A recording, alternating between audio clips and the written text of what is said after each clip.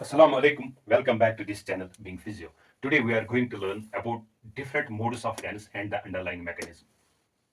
You are having different parameters of electroplane modulation, and the three basic parameters are frequency, amplitude, or pulse duration.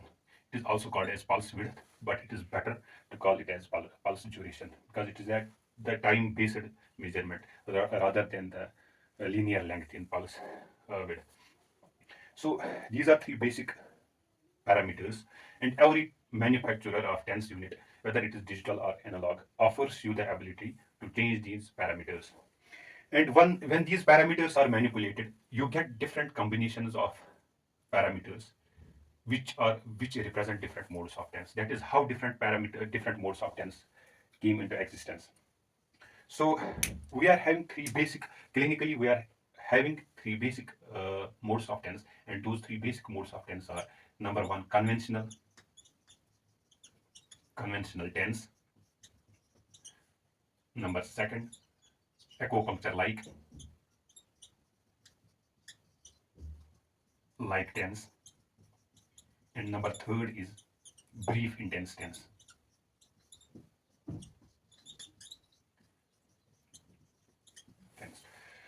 These are most common modes used clinically, and we will see them in detail. Let us first discuss about the conventional mode of TENS.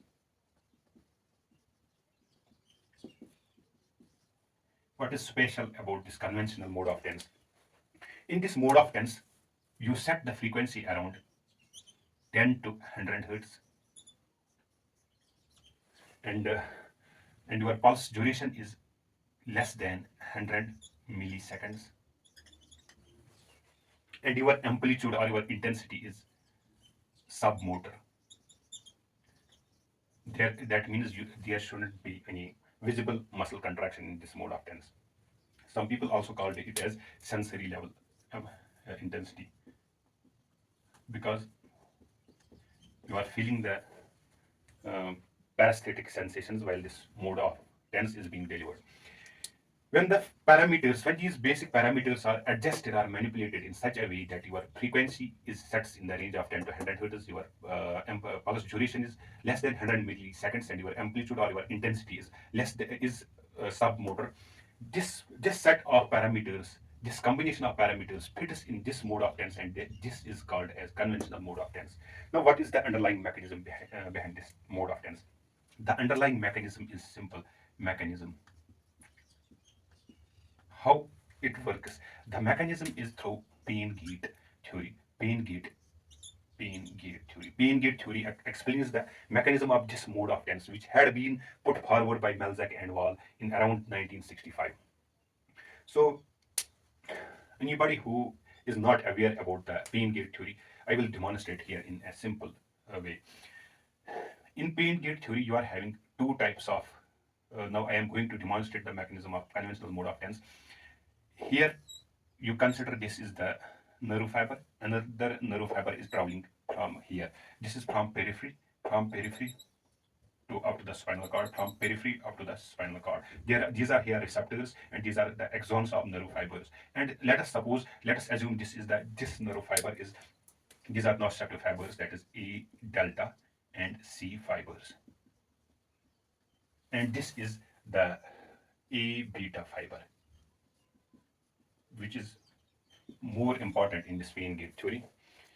So what happens? This A delta and C fiber, these fibers, synapse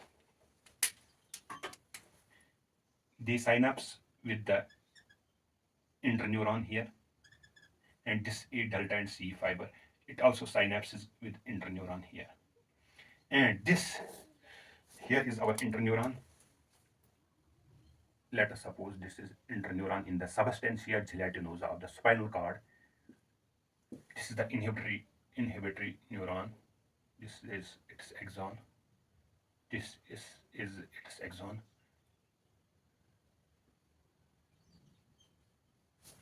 And from here, there is another neuron that goes to the brain. These are primary afferent neurons. These are primary neuron or first order neuron. This is the second order neuron. So this is the inhibitory neuron. This is your inhibitory neuron. Inhibitory neuron. And this also it also synapses with this secondary neuron, and here it goes directly to the brain. If this is the brain, if you consider that this is the brain of a person, I'm not good in drawing, so you have to consider this as a brain, as the brain of any person.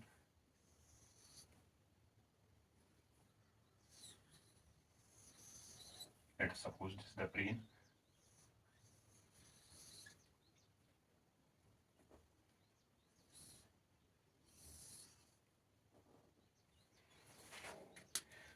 This goes to the brain, and this also goes, say beta, this also goes to the brain. So what happens?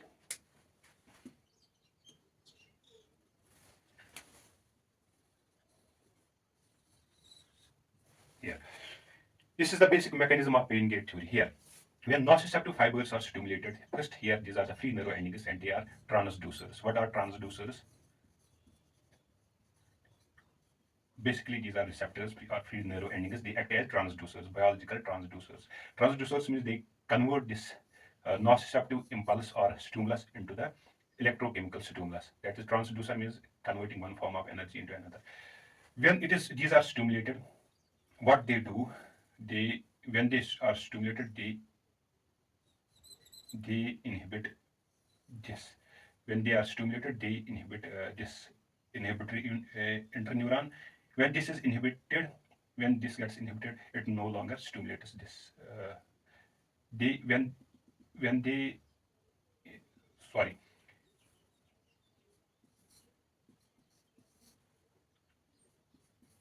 when A beta fiber is stimulated, it stimulates this interneuron, and this interneuron inhibits the secondary neuron. That means when this secondary neuron gets inhibited, pain signals no longer are transferred to the brain. This is the mechanism when A beta is stimulated. Now, when A delta and C are stimulated, it inhibits this interneuron. When it gets inhibited, it no longer stimulates this secondary neuron. As a result, when it is inhibited, its role ends here, and the nociceptive impulses, action potentials are transferred from A delta and C fibers to the secondary neuron, and the gate is opened here. And here, when A beta are stimulated, they stimulate this inhibitory neuron, and nociceptive impulses are closer. That means the gate is closer to the nociceptive impulses. I hope this is clear to you. This is the underlying mechanism of the pain gate theory. So the basic mechanism of conventional mode of tense is pain gate theory. Now, uh, this conventional tense, it is most commonly used in acute pain. Acute pain. For acute pain, this is the modality of choice is conventional mode or tense. This is also called as high tense. It is also called as high tense. High tense because its frequency is high. It has high frequency. Or some people call it as sensory tense because of the sensory level intensity of this mode of tense. So let us come to the second mode of tense. I'm going to erase this now. The second mode of tense we are having is the acupuncture like tense. We'll see in detail what this mode is and what is the basic mechanism underlying the sensory tense.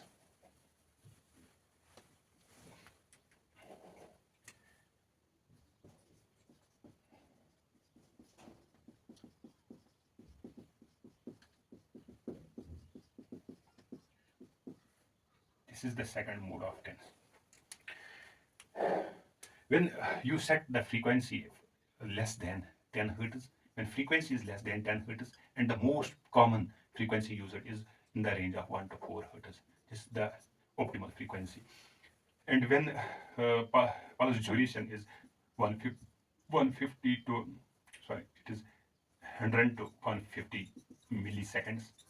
And when amplitude is a motor level amplitude is set, the combination of parameters, this combination of parameters, this is called as acupuncture like tense. So this mode of tense, it is mostly used for chronic pain. Chronic pain. Some people also call it as low tense. Low tense because its frequency is set at a low level, less than 10 hertz.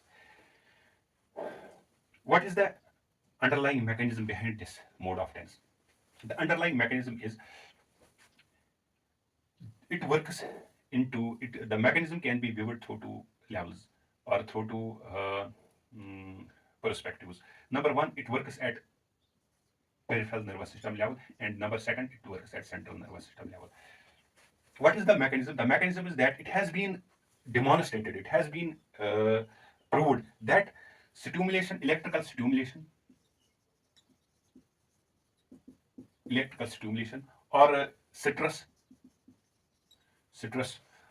um, or the stimulation of A delta fibers, pain fibers, these parameters, they they induce the release of some chemicals in the central nervous system. Those chemicals are called as endogenous opioids. Endogenous opioids. What are these endogenous opioids? Endogenous opioids are, endogenous means produced within the body, inside the body, and opioids means opioid like. Basically, the term endogenous opioids, it has been used for all those drugs which work like opioid or which work on the opioid receptors. You know, there are various opioid receptors in the human body and especially in the nervous system, and those are mu, delta, and kappa. These are three basic opioid receptors in the central nervous system and peripheral nervous system. This depends upon the substance which stimulate or the affinity of the opioid towards these receptors. This mu receptor, it is mostly stimulated by this sensory acupuncture like tense. Puncture like tense, and it is stimulated by morphine. That is, morphine is its agonist.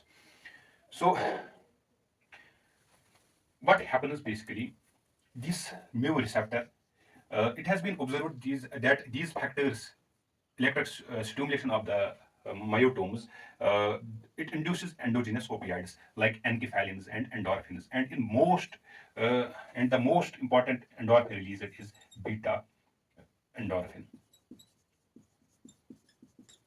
What this beta endorphin does, it binds with the mu receptor. It is the ligand for mu receptor. Then beta endorphin and mu receptor, beta endorphin plus mu opioid receptor. This combination of a receptor, opioid receptor, and its ligand, that is beta endorphin, it it induces a series of reactions which finally results in the inhibition of a of a chemical known as substance P. Substance P. Substance P is inhibited at neuronal level, whether presynaptically or postsynaptically. Or postsynaptically. What is the substance P? Substance P is a peptide. What is peptide? Peptide, you must have read in your earlier classes. Peptide is a bond formed between two amino acids. For example, if this is one amino acid, NH2, CH2, C double bond O, OH, and if another amino acid is here, NH2, CH2, single bond C, double bond O, OH. What happens? This OH and this H, it is released as water minus H2O. When water is released, the resulting substance becomes your peptide. Double bond O, CH2, N, H, N and C, double bond O, CH2, NH2. This is the peptide, and this bond is called the peptide bond. Peptide bond. This is a dipeptide, and this bond is called as peptide bond. So this substance P is the peptide, and it belongs to tachypeptides, an important class of neuropeptides, and this is an important neuromodulator. Modulator, and important in analgesia. This substance P is also an undecapeptide. What is undecapeptide? Undecapeptide. Undecapeptide means it has deca means 10. Undecapeptide means it has 11 amino acids. Basically, it is this substance P is a peptide. I have told you what peptide means, and this is an undecapeptide, has 11 amino acids, belong to the tachypeptides of neuropeptide family. Is an important neuromodulator. When the substance P is inhibited, when it is inhibited, pains at the substantia gelatinosa or presynaptically or postsynaptically. We say inhibition of pain signals occurs. Inhibition, it inhibits pain signals. Those pain signals are no longer transmitted towards brain.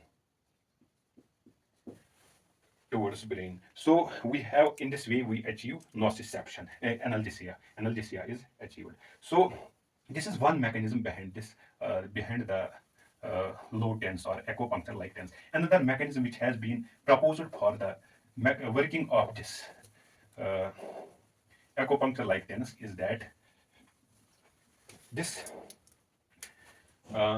another mechanism is this beta endorphin. Also, when it combines with mu receptors, mu opioid receptors, this combination in the CNS, when this combination occurs in the CNS, when it gets attached to the mu receptors in the CNS, it inhibits GABA. GABA means gamma amino butyric acid. When GABA is inhibited, GABA is an important inhibitory neurotransmitter within the central nervous system. It is the primary inhibitory neurotransmitter in the central nervous system. It has also clinical significance in seizures. It acts against the seizures and acts against the anxiety, prevents anxiety. This GABA is an amino. This is also an amino acid. When this GABA is inhibited, so that means when it is inhibited, it is inhibition results in the potentiation of the effects of dopamine. So here, what this combination does, it inhibits. This combination inhibits this GABA. It inhibits GABA. GABA inhibition results in the potentiation of the effects of dopamine. Its concentration and its effects are potentiated. What is dopamine? Dopamine is the main neurotransmitter in the extrapyramidal system. Extrapyramidal system. This is derived from an amino acid tyrosine. So, what are the effects of dopamine? It is the pleasure. It brings about pleasure and numbs the pain. Pleasure effects. As a result, this is another mechanism of analgesia achieved through the use of acupuncture-like tense. Some people also called it as low tense. Low tense, on account of the frequency used in this type of tense. This was another tense, that is acupuncture-like tense. So, so the intensity here is of motor level, but care should be taken to avoid movement at joints because it may be contraindicated in some in situations like if person is having some fractures, or but you are not sure whether the patient is having fracture or not, or he is having recently healed fractures. So, or patient is osteoporotic, you should take care of this thing. Another type of tense is the brief intense tense. Brief intense tense. When you use frequency in the range of 100 to uh, 100 to this 150 hertz, and you use this pulse duration in the range of 150 to 200 milliseconds, and the intensity here is set as the maximum tolerable tolerable intensity, that is the noxious level. And this mode of tense, it is only used for less than 15 minutes. High frequency, high pulse duration, and noxious level amplitude, and short delivered for short time period for less than 15 minutes. That's why it is called brief intense tense. This set of parameters, when the parameters are manipulated in such a way that the frequency is this, and this is the 100 to 200 is milliseconds is the pulse duration, is this is the intensity. This combination of parameters is called a brief intense tense, and the mechanism is almost same to that of the acupuncture like tense. And this mode of tense is not used as the first choice. This is not used as a first choice while delivering tense, because of it is inherent discomfort, because of it is high intensity, noxious intensity. There is inherent discomfort in it, so this is not the first choice. And second thing is, when this mode of choice tense is only used for the analgesia for very short periods, like suturing the wound, change of dressings, or debridement, skin debridement, and some short surgical procedures. This mode is fit for these conditions, and this is used for very short period of time. The analgesia, although high level of analgesia is achieved through this mode of tense, but the analgesia which is achieved is very transient than that achieved in conventional and acupuncture like tense. But the analgesia achieved here is of high level analgesia is achieved.